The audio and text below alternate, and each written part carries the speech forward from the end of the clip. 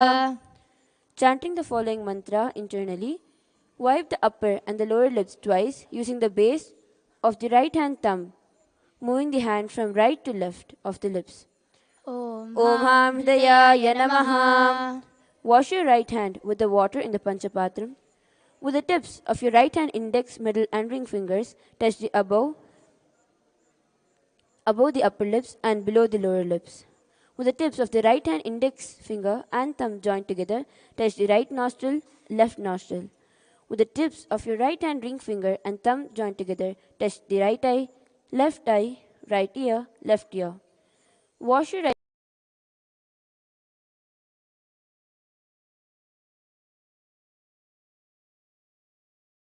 chest.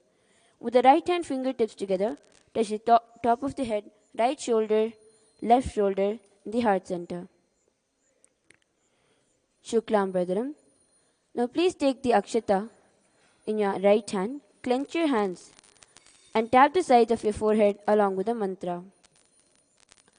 Shuklam Bharadaram Vishnum Shashivarnam Chaturbhujam Prasanavadanam Dhyayet Sarva Vignopashantayet. Pranayama. Continue to keep the akshata in your right hand. Now open only the little finger, ring finger and the thumb. During the pranayama, use the thumb to close the right nostril and the ring finger and little finger to close the left nostril. Closing the right nostril, inhale slowly through the left nostril. Once you have inhaled fully, close both the nostrils and hold the breath inside as long as possible. Exhale through the right nostril alone very slowly. Om Hom Ishanamuddaaya Namaha. Om Him Tatpurushavaktraya Namaha. Om Hum Aghorahridayaya Namaha. Om Him Vamadeva Guhyaya Namaha. Om Him Satyojatamuttaya Namaha. Om Ham Hridayaya Namaha. Om Him Shirasya Namaha. Om Him Shikaya Namaha. Om Him Kavachaya Namaha. Om Him Netrebhyo Namaha. Om Astraya Namaha. Om Hom Ishanamuddaaya Namaha. Om Him Tatpurushavaktraya Namaha. Om Hum Aghorahridayaya Namaha. Om Him Vamadeva Guhyaya Namaha. Om Him Satyojatamuttaya Namaha. Om Ham Hridayaya Namaha. Om Him Shirasya Namaha. Om Him Shikaya Namaha. Om Him Kavachaya Namaha. Om Him Netrebhyo Namaha. Om Astraya Namaha. Om Hum Ishanamuddaaya Namaha. Om Him Tatpurushavaktraya Namaha. Om Hum Aghorahridayaya Namaha. Om Him Vamadeva Guhyaya Namaha. Om Him Satyojatamuttaya Namaha. Om Ham Hridayaya Namaha. Om Him Shirasya Namaha. Om Him Shikaya Namaha. Om Him Kavachaya Namaha. Om Hum Netrebhyo Namaha. Om Astraya Namaha. Sankalpa. Now keeping the akshata in your left palm, close it with your right palm and keep both the hands on your right thigh. Chant the following mantra and then drop the akshata down in the north direction at the end of the mantra.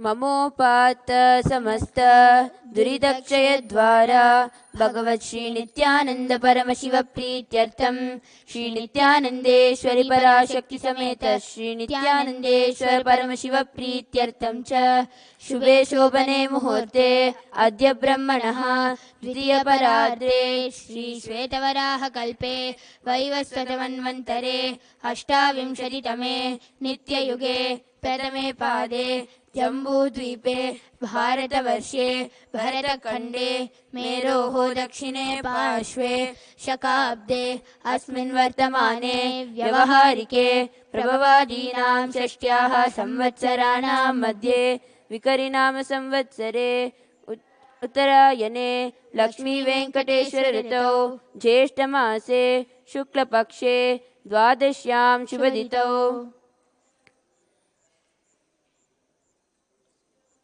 शुक्रवासरयुक्तायां Swati नक्षत्रे Shivyog बलवकरण एवं गुणविशेषण विशिष्टायाम् अस्यां शुभदितौ श्री कैलासोन्नत द्वादशान्त श्यामला पीठारूढ़ श्री मीनाक्षी सुंदरेश्वरा भिन्न स्वरूप परशिवपुत्र रत्नकुमार गुरुमन्यतुल्यावतार श्री पार्वती स्तन्यपान लब्ध दिव्य ज्ञान विष्णुत सकल निगमागम सारभूत द्राविड वेद प्रवक्त्रे श्रीमत् परम शिव करुणा समधिगत मुक्तामय चतुरश्रया नगीयमान छत्र चामर श्री चिन्ह काहलादि समस्त विरडावल्यलंकृत ज्ञान विज्ञान चक्रवर्ती सर्वजन संग सद्यो निर्वाण दीक्षा व्याप वर्ग वर्ष विश्रानजीमूत परमतकलभकेसरी शैवसिद्धान्तस्थापनाचार्य श्रीराजाधिराज पाण्ड्य महाराज गुरु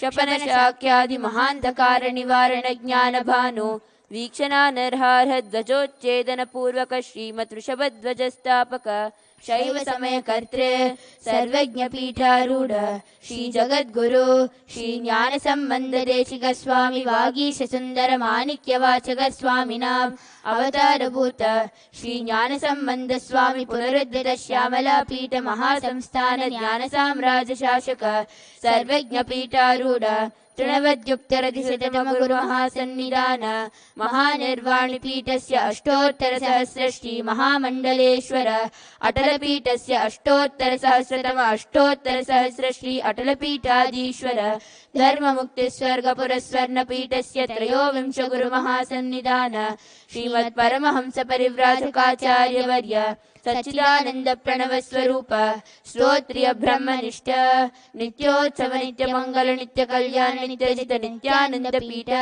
महासंस्थान महासिंहासन पीठ कर्त्रे कैलास पुनरुद्धारक जगद्गुरु श्रील श्री भगवत श्री नित्यानंद परमशिव श्री ज्ञानसम्बन्ध देशिक परमाचार्य स्वामिनां प्रीत्यर्थं तेषां पादारविन्दयोः भक्तिसिद्ध्यर्थं गुरुकृपा कटाक्ष सिद्ध्यर्थं क्षेमस्थैर्य वीर्य विजय आयुरारोग्य ऐश्वर्याणाम् अभिवृद्ध्यर्थं धर्मार्थ काम मोक्ष चतुर्विध फल पुरुषार्थ सिद्ध्यर्थं मम समस्त दुरितोपशान्त्यर्थं समस्त मंगलावाप्यर्थं भगवत् श्री नित्यानंद परमशिव प्रसादेन सकुटुम्बस्य ज्ञान वैराग्य जीवन मुक्ति प्राप्त्यर्थं श्री नित्यानंदेश्वरी पराशक्ति समेत श्री नित्यानंदेश्वर परमशिव अवतार भूत श्री सर्वदेव देवी स्वरूप भगवत श्री नित्यानंद परमशिव प्रत्यक्ष पाद पूजां करिष्ये श्री नित्यानंदेश्वरी पराशक्ति समेत श्री नित्यानंदेश्वर परमशिव पूजां च करिष्ये।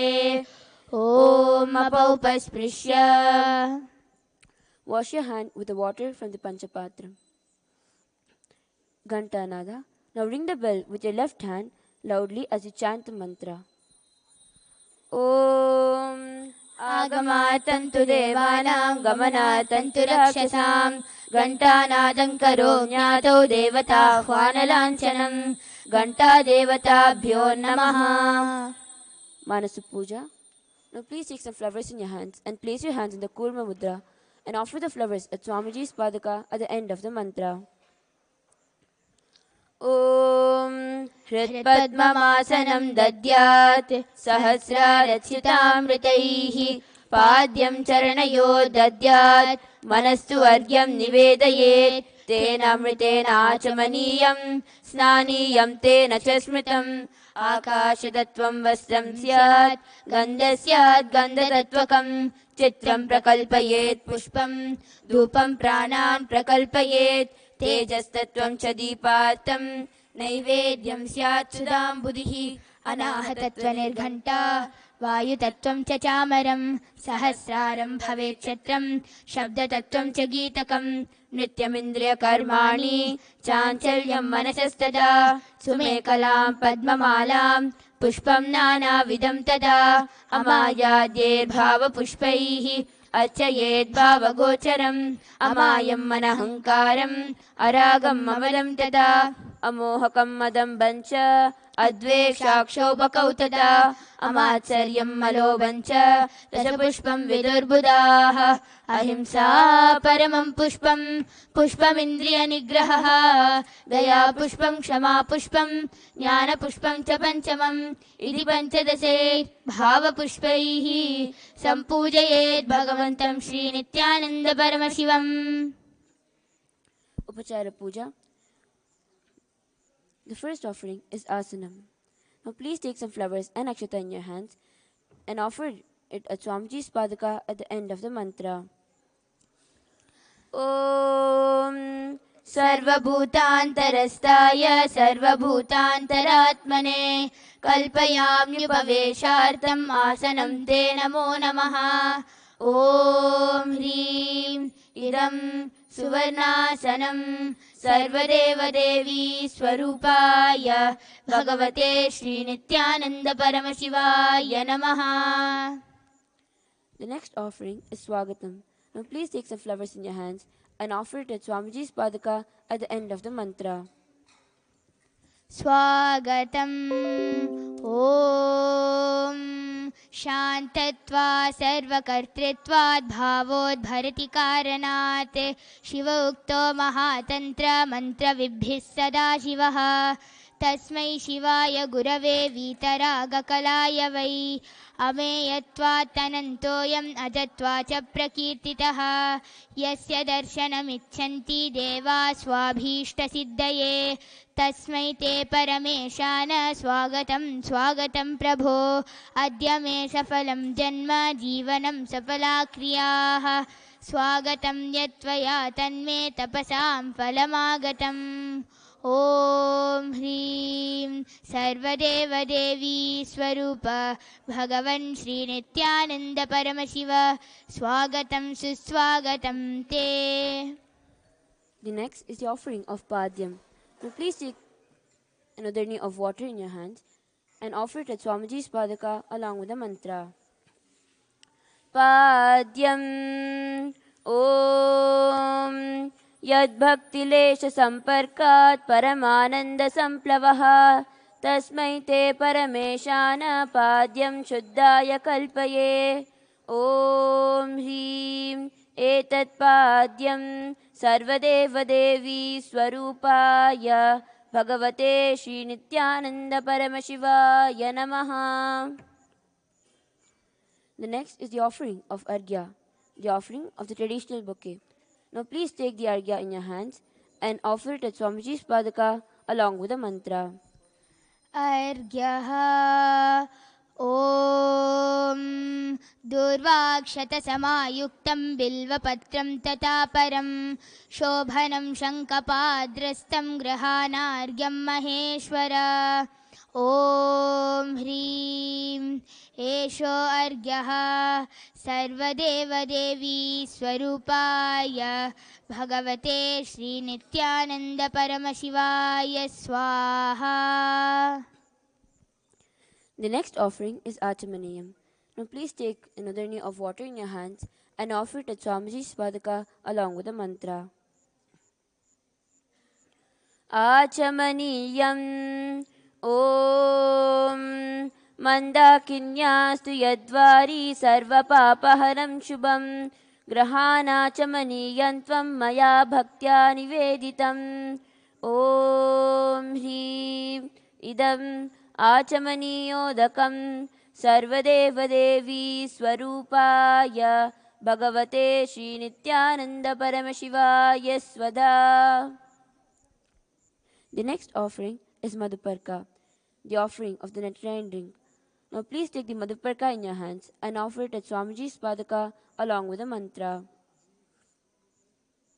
मधुपर्कः ॐ सर्वकल्मषनाशाय परिपूर्णशुदात्मकं मधुपर्कमिमं देव कल्पयामि प्रसीद मे ॐ ह्रीं एष मधुपर्कः सर्वदेवदेवी स्वरूपाय भगवते श्रीनित्यानन्दपरमशिवाय स्वधा.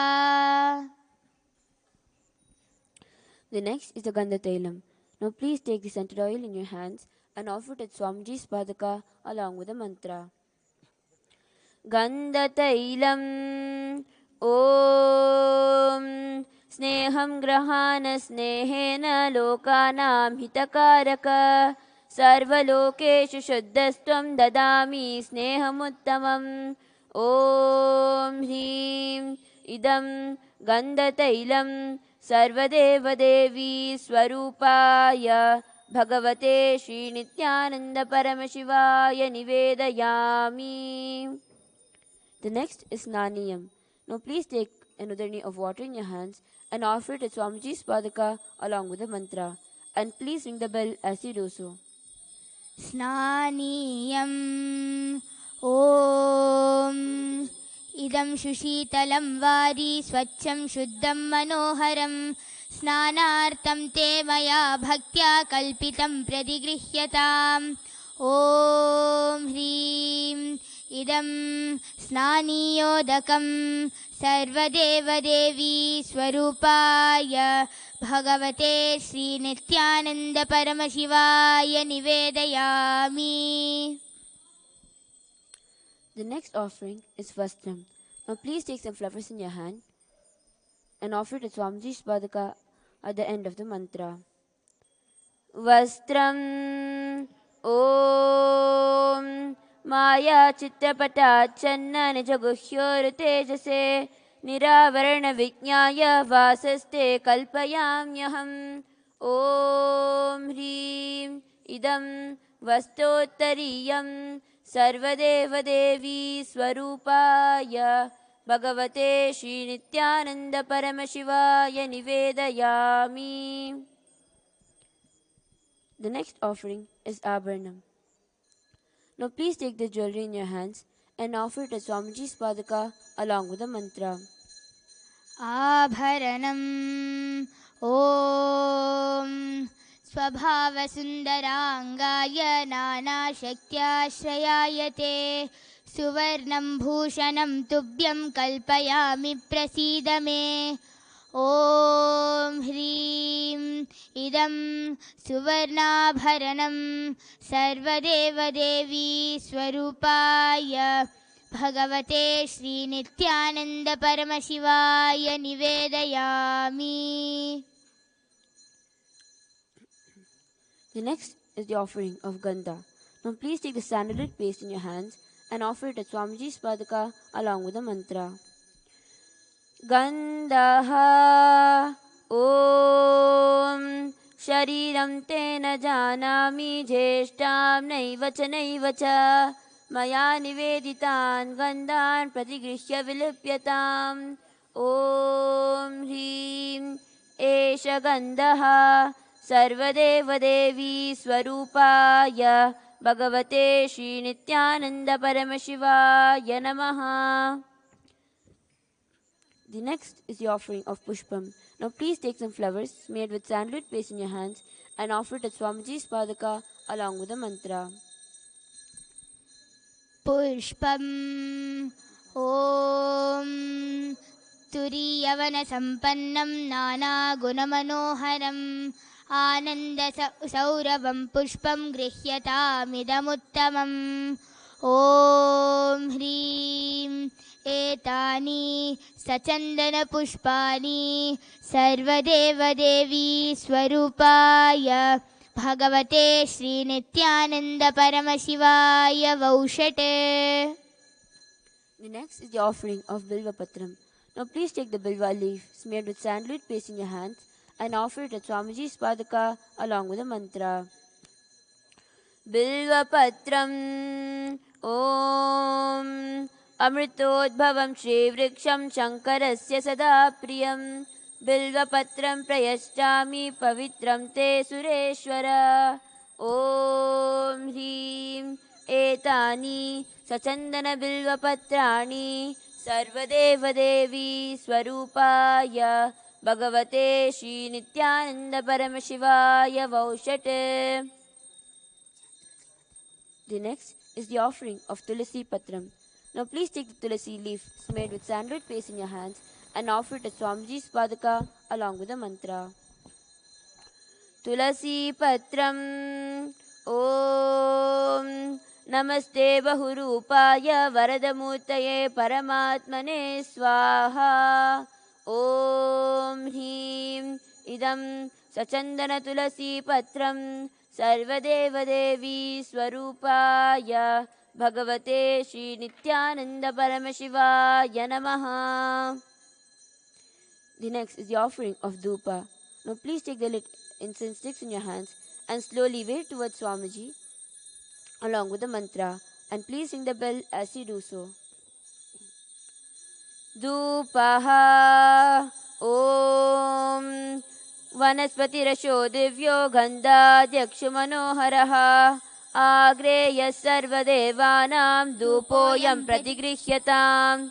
Om Hrim Esha Dhupaha Sarvadevadevi Swarupaya भगवते श्रीनित्यानंद परमशिवाय नमः. The next is the offering of Deepa. Now please take the lit lamp in your hands and slowly wave it towards Swamiji along with the mantra. And please ring the bell as you do so. दीपः ॐ सुप्रकाशो महादीपः सर्वतस्तिमिरापहः स्वभाद्याद्यन्तरज्योतिर्दीपोऽयं प्रतिगृह्यताम्. ॐ ह्रीं एष दीपः सर्वदेवदेवी स्वरूपाय भगवते श्रीनित्यानन्द परमशिवाय नमः. The next is the offering of Naivedyam. Now please take an udharni of water and hover it clockwise over the Naivedyam. And offer the water at Swamiji's Padaka at the end of the mantra. And please ring the bell as you do so.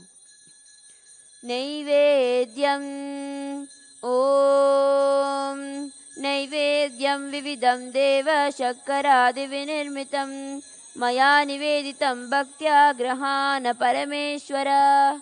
Om Hrim Idam Sopakarna Naivedyam Sarvadeva Devi Swarupaya Bhagavate Shri Nityananda Paramashivaya Nivedayami. The next is the offering of Paniyam. Now please take an udharni of water in your hands and offer it at Swamiji's Padaka along with the mantra. पानीयम् ॐ समस्तदेवदेवेश सर्वतृप्तिकरं परम् अखण्डानन्दसम्पूर्णं ग्रहाणजलमुत्तमम्. ॐ ह्रीं इदं पानार्तोदकं सर्वदेवदेवी स्वरूपाय भगवते श्रीनित्यानन्द परमशिवाय नमः. The next is the offering of Punarachamaniyam. Now please take an udharni of water in your hands and offer it at Swamiji's Padaka along with the mantra.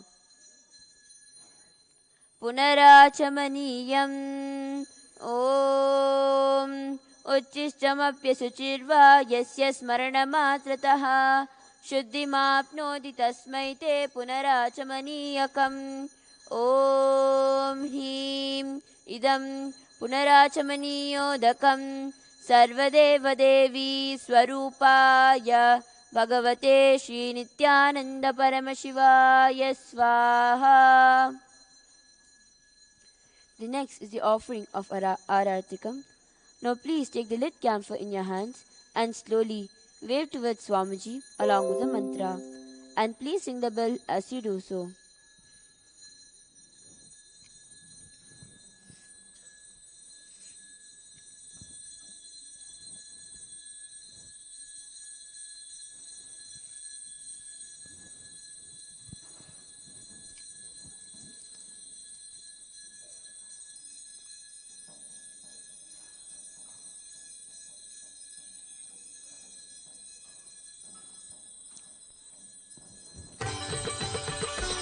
Aratrikam Om Esha-dipamala Sarvadeva-devi Swarupaya Bhagavate Shri Nityananda Paramashivaya Namaha.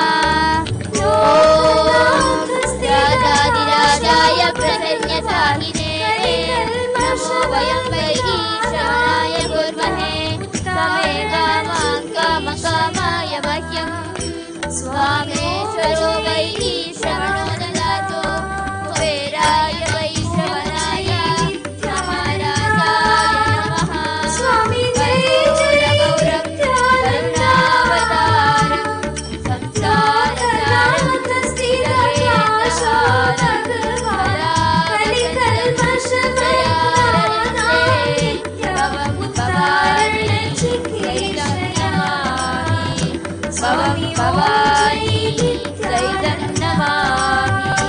Bhavam Bhavani Saitam Namami. Aratikam Samarpayami Bhagavat Shri Nityananda Paramashivacharana कमलेभ्यो Next is the offering of Pushpanjali. Now please take some flowers in your hands, close your eyes and offer the flowers as Swamiji's Varata at the end of the mantra. पुष्पाञ्जलिः गुरुर्ब्रह्मा